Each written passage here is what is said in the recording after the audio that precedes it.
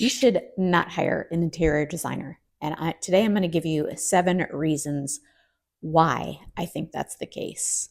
You don't need an overpriced interior designer with a big portfolio to make your space look cohesive and pulled together. The first reason is the most obvious, and that's because the money that you spend to hire a designer, you could be spending that money to invest into your own space, into things that you really care about, even higher quality pieces, if you don't spend the money that you would spend on the designer. The second reason is no matter how well an interior designer gets to know you, they can never know your space like you can, and they can never know your routines and how you like to use the space, as well as you living in the space. And I'm going to give you an example. Let's say an interior designer does a layout for you. They determine that the best use of your space is to put the couch in one position. It really makes it great for entertaining, but you know in your heart of hearts that you don't entertain most of the time. Really, what you like to do is lounge in your couch in front of the TV.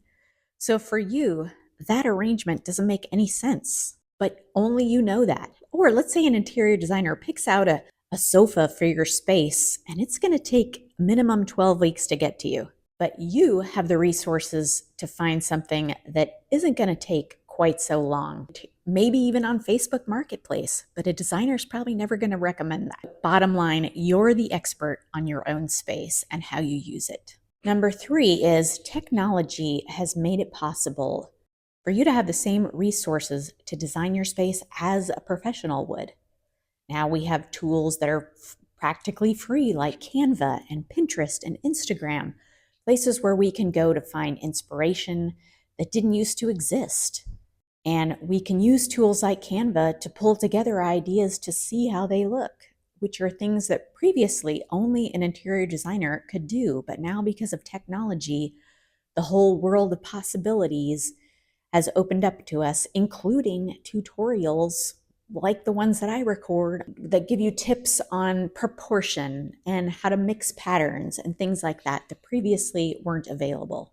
Number 4 is access to furniture and custom items. It didn't used to be possible for everyone to buy custom things and custom fabrics, but now because the internet has opened up the possibilities, you can get custom fabrics. You can get custom furniture without needing to use an interior designer. So access to things online has really opened up things for individuals that didn't used to be possible.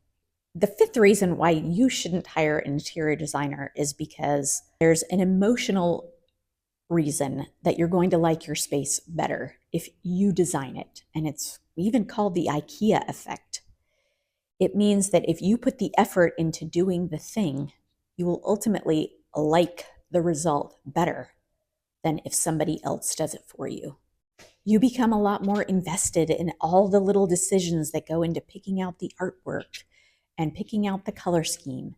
And as a result, you're going to like your space better. Number 6 is as you're going to see that as you start designing your space yourself, you're going to start learning to do it better because you learn as you go. So let's say you design your master bedroom and you learn something from that. Then when you get to working on your living room, you're that much better at the whole process. So it's a skill that you're building that you can use throughout your life in every space that you live in, because you're probably going to live in a lot of different spaces, a lot of different shapes, a lot of different styles that you're going to like. And that's another thing is as you start learning, you start really developing your own personal style. And that style will change over time. But now that you've developed the skill of pulling together your own space as your styles change, your space can change with it without having to go back to an interior designer to figure out, okay, what size coffee table should I get? Or, oh, what size piece of art? Because you'll start to learn about proportions and scale yourself so that you can apply these principles to any space that you live in. Number 7 is what interior designers provide for you is a well thought out design plan, but you can learn to build a plan yourself. It's really just 3 steps, and I've made a lot of videos sort of walking you through how to do that. But once you learn these 3 steps, you can use them in any room yourself. develop your own design plan and keep a record of it so that when you're out shopping, you have your design plan right there on your phone. If you're looking for a new pillow or a new throw pillow, or you want to do something seasonal, you've got it all right there at your fingertips so you can see if it goes with what you already have. If you want to transform your space from feeling ordinary to feeling well designed and well put together, then watch some of my other videos because you can do it yourself. And there's 7 reasons why you should not hire a designer. You should do it yourself.